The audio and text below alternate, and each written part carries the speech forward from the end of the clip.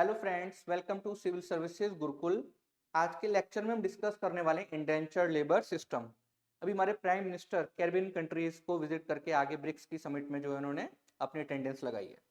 Students, Trinidad and Tobago, वहाँ पर उनका ग्रैंड वेलकम हुआ, उनको हाईएस्ट अवार्ड दिया गया उस कंट्री का, एंड प्राइम मिनिस्टर ने वहाँ पर लोगों को एड्रेस किया। बहुत अच्छी उनकी स्पीच थी, वो हम थोड़ा डिस्कस करेंगे उसके इंपॉर्टेंट पॉइंट्स को। तो उधर जो लोग हैं ट्रिनिडाड एंड टोबैगो में जो इंडिया से गए हैं, ये इंडेंचर्ड लेबर सिस्टम के अंडर में गए थे। इंडेंचर्ड लेबर, इनको गिरमिटियास भी बोला जाता है। गिरमिटिया वर्ड कहाँ से आया पहले ही समझते हैं, इंटरेस्टिंग है स्टूडेंट। तो अब क्या होता था कि इंडेंचर्ड लेबर का मतलब कॉन्ट्रैक्ट लेबर। तो एक कॉन्ट्रैक्ट होता था between the employer and the employee, but because जैसा आपको पता है कि इंडिया में जुगाड़ू बंदे बहुत ज़्यादा होते हैं, मिडिलमैन होते हैं, तो मिडिलमैन बीच में आ जाते थे और ये जो एम्प्लॉयर है उसके बिहाफ पर यहाँ से इंडिया से लोगों को रिक्रूट करके भेजते थे कि भाई जाओ काम करो साउथ अफ्रीका में, काम जाकर करो मॉरिशस में, आपकी जरूरत है, आपको सैलरी मिलेगी, आपका रहने खाने का पीने का इंतजाम सब वहां पर किया जाएगा, आप जाओ बाहर काम करने जाओ। इनको बीच में कमीशन मिलता था। तो एक एग्रीमेंट टाइप सा होता था और इस एग्रीमेंट को थोड़ा सा डिस्टोर्ट कर दिया गया, तो गिरमिट वर्ड आ गया। ओके, तो एग्रीमेंट को डिस्टोर्ट करके, जो वर्ड है एग्रीमेंट उसको डिस्टोर्ट करके क्या बन गया, गिरमिट। तो यहाँ से आया गिरमिटिया वर्ड। और इस सिस्टम के अंडर में जो इंडियंस बाहर जाते थे तो इंडियंस ही इस वर्ड को यूज करते थे कि गिरमिटिया है, गिरमिटिया सिस्टम चल रहा है, उसके अंडर में हम बाहर जा रहे हैं। अभी एक मूवी भी आई है आजाद, उसमें भी सिस्टम को दिखाया गया है। ओके स्टूडेंट्स, तो आगे बढ़ते हैं। ये जो टॉपिक है ना इंडेंचर्ड लेबर सिस्टम, बहुत ज्यादा इंपॉर्टेंट है for prelims as well as mains point of view. तो लेक्चर को आपको पूरा देखना है। फर्स्ट ये पिक देखिए। तो स्टूडेंट, ये हमारे कुछ गिरमिटियाज हैं, इंडेंचर्ड लेबर हैं, जिनको बाहर ले जाया गया है। आगे बढ़ते हैं, स्टार्ट करते हैं।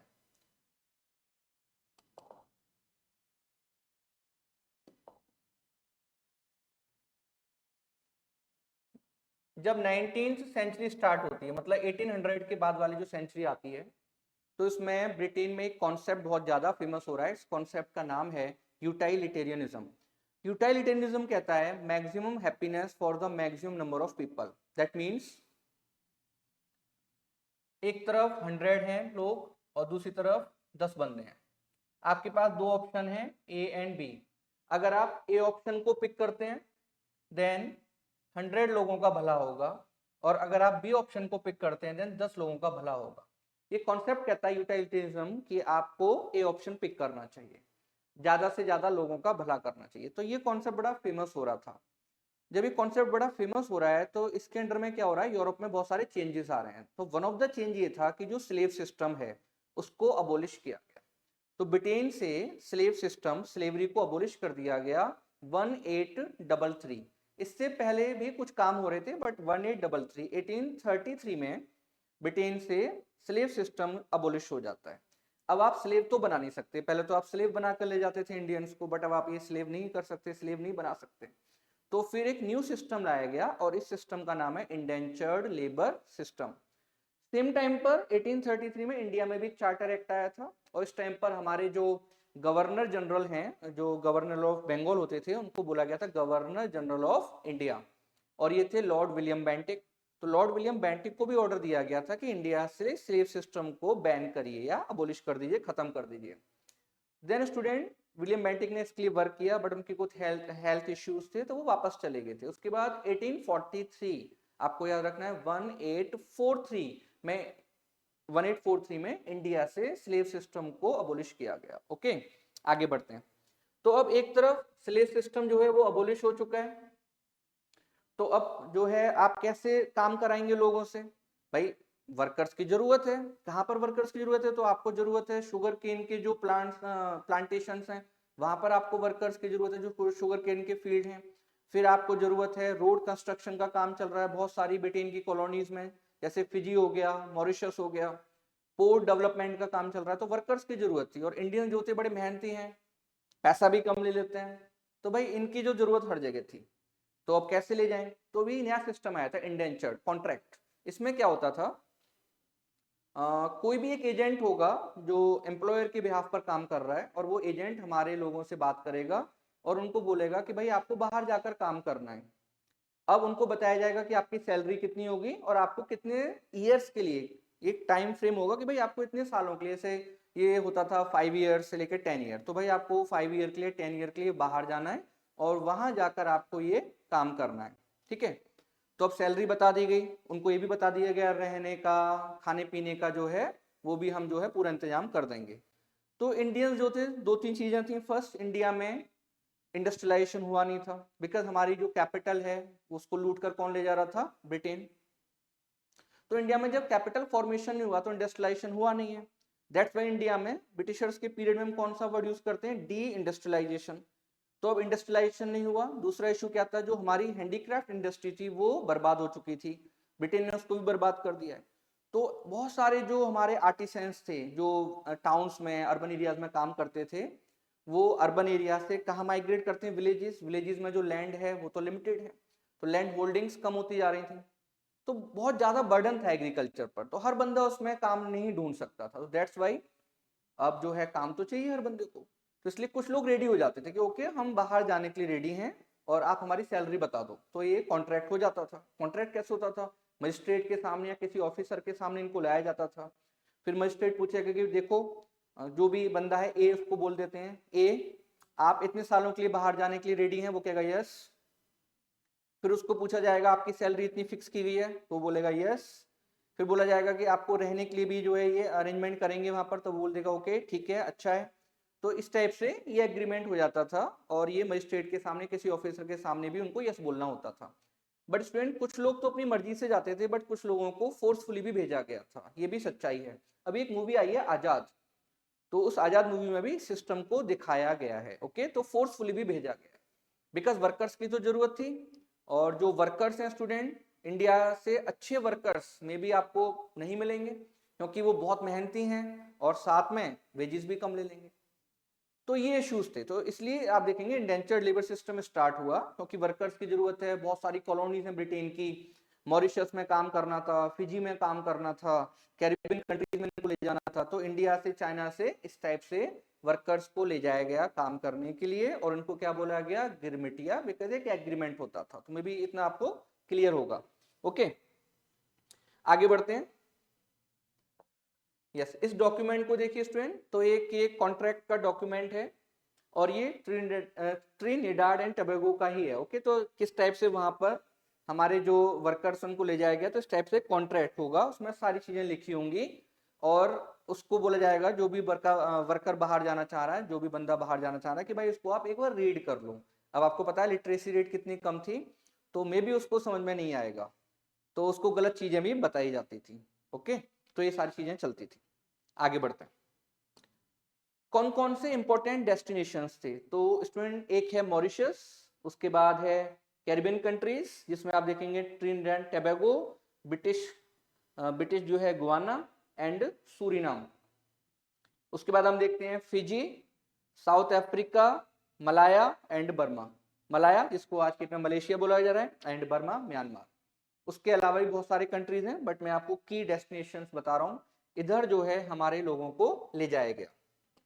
नेक्स्ट ये मैप देखिए स्टूडेंट, तो ये ब्रिटिश इंडिया, ब्रिटिश इंडिया से आप ये मैप देख सकते हैं, फिजी, फिजी में इंडियंस को ले जाया गया। मलाया, मलाया में काम करने के लिए इनको ले जाया गया। ये शुगर जो फील्ड्स होते थे, शुगर केन के, वहां पर काम करते थे। ये मिल्स में काम करते थे, रोड कंस्ट्रक्शन का काम करते थे, पोर्ट्स पर इनसे काम कराया जाता था, ओके स्टूडेंट। तो इस टाइप से ये लोग जाते थे। देखिए नेक्स्ट मॉरिशस, फिर उसके बाद देखिए साउथ अफ्रीका।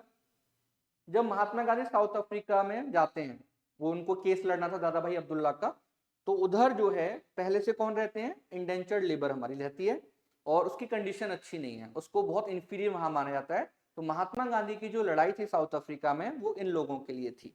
आगे बढ़ते हैं, इधर देखिए student, Trinidad and Tobago, British Guana, Jamaica और बहुत सारे कंट्रीज थे। तो इधर जो है हमारे इंडेंचर्ड लेबर्स को ले जाया गया, या आप कह सकते हैं वर्कर्स को ले जाया गया। अब कॉन्ट्रैक्ट हुआ 5 इयर्स के लिए, ये लोग वहां गए, 5 साल काम किया, तो अब इनको वापस आना है। दो चीजें हैं, कुछ लोग वापस नहीं आना चाहते, वो कह रहे हैं भाई अब वापस हमें नहीं जाना है, बिकॉज हमें इधर ही काम करना है। क्योंकि इन्होंने क्या किया, कुछ पैसा सेव किया, और पैसा सेव करने के बाद इन्होंने कुछ लैंड वगैरह वहां पर खरीद ली, अपनी फैमिली को भी उधर ही ले गए, तो अब वापस ये नहीं आना चाहते, बट कुछ लोग वापस आना चाहते हैं। तो अब एक कॉन्ट्रैक्ट में ये क्लॉज होता था, उसमें लिखा होता था कि अगर 6 मंथ तक, जैसे आपका पीरियड है 5 ईयर, वो एक्सपायर हो गया, लैप्स हो गया, तो अगर 6 मंथ तक जो वर्कर है वो वापस जाने के लिए अपील नहीं करता है, तो फिर जो है वो वापस नहीं जा सकता। इस टाइप के भी क्लॉजेस होते थे। तो लोगों को परेशान करना ये जो स्टूडेंट ब्रिटिशर्स हैं ये तो ऑलवेज करते हैं, आपको पता है। तो इस टाइप से हमारे बहुत सारे वर्कर्स को बाहर ले जाया गया, ये उधर बस गए, इनकी जनरेशन टू जनरेशन अब जो है वहां पर रहती हैं। और कुछ कंट्रीज में तो हमारे इंडियंस के नंबर बहुत ज्यादा हैं, या आप कह सकते हैं ऐसे लोग जिनका जो कनेक्शन है वो इंडिया से है, उनके नंबर्स बहुत ज्यादा हैं। आगे बढ़ते हैं। अब पीएम मोदी जी की बड़ी एक फेमस यहाँ पे स्पीच आई है अभी, जो उन्होंने ट्रिनिडाड एंड टोबैगो में दी है। उन्होंने क्या बोला? They left Ganga and Yamuna behind. Student, बहुत सारे जो वर्कर्स हैं ये ईस्टर्न यूपी बिहार से गए थे। तो उन्होंने बोला they left Ganga and Yamuna behind but carried Ramayana in their heart. They left their soil but not their soul. They were not just migrants, they were messengers of a timeless civilisation. Student, आप words को देखिए जो मोदी जी ने वहां पर words use किए हैं। Their contribution has benefited this country culturally, economically and spiritually। ये उन्होंने ट्रिनिडाड एंड टोबैगो के लिए बोला है। तो आप देखेंगे स्टूडेंट, हमारे जो लोग बाहर गए हैं वो अपने साथ इंडिया का कल्चर लेकर गए। इवन अभी भी बहुत सारे जो लोग वहां रहते हैं, दूसरे कंट्रीज में रहते हैं, वो इंडिया की लैंग्वेज, इंडिया के जो रिलीजन है उनको अभी भी यूज करते हैं। ओके। इवन ये देखा गया बहुत सारी कंट्रीज में कि जो इंडियन रूट के जो लोग हैं वो अपने घरों के बाहर या घरों में तुलसी का जो प्लांट होता है वो भी रखते हैं। वो जो इंडिया की जो ड्रेसेस हैं वो यूज करते हैं। तो इस टाइप से अपने कल्चर को स्टूडेंट इन्होंने प्रिजर्व करके रखा हुआ है, और मोदी जी ने भी इस चीज को अपनी स्पीच में वहां पर बोला है। आगे बढ़ते हैं। तो यूपीएससी ने क्वेश्चन पूछा इसके ऊपर, why indentured labor was taken by the British from India to their colonies? Have they been able to preserve their cultural identity over there? मुझे लगता है मे बी आपको इसका आंसर अभी मिल गया होगा। क्यों लेकर गए? ये क्वेश्चन आया हुआ यूपीएससी का, तो क्यों लेकर गए आपको क्लियर है कि भाई स्लेव सिस्टम जो है वो अबोलिश हो गया था, वर्कर्स की जरूरत है, ठीक है। सेकंड, कम पैसा देना है उनको। उसके बाद हम देखेंगे दूसरा पार्ट इसका क्वेश्चन का, have they been able to preserve? Yes.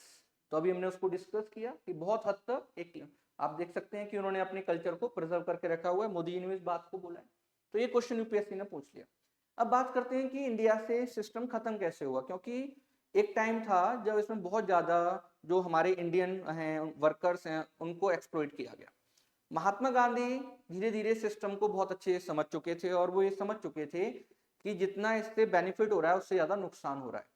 तो महात्मा गांधी ने अब ब्रिटिश गवर्नमेंट को, जब वो साउथ अफ्रीका से लौट कर आते हैं तो वो ब्रिटिश गवर्नमेंट को प्रेशराइज करते हैं। ब्रिटिश गवर्नमेंट ने इंपीरियल काउंसिल में फिर एक बिल इंट्रोड्यूस किया, और 1917 में जिस टाइम पर चैम्फोर्ड हमारा वायसरॉय है, लॉर्ड चैम्फोर्ड, उसके टाइम पर ये बिल जो है एक्ट बन जाता है। और इस बिल में या एक्ट में आप कह सकते हैं ये बोला गया कि जो इंडेंचर्ड लेबर सिस्टम है उसको हम अबोलिश कर रहे हैं। उसके बाद भी 3 to 4 ईयर्स तक ये चलता रहता है, और प्रॉपर तरीके से आप कह सकते हैं 1922 में ये सिस्टम इंडिया से खत्म होता है। बट उससे पहले लैक्स ऑफ इंडियंस को आप कहां ले गए थे? आप बाहर ले गए थे। स्टूडेंट, अबाउट 2 मिलियन से लेकर 3 मिलियन इंडियंस इस सिस्टम के अंडर में बाहर गए हैं। ओके। तो ये है इंडेंचर्ड लेबर सिस्टम, जिसको हम क्या बोलते हैं? गिरमिटिया सिस्टम भी बोला जाता है। Okay, thank you.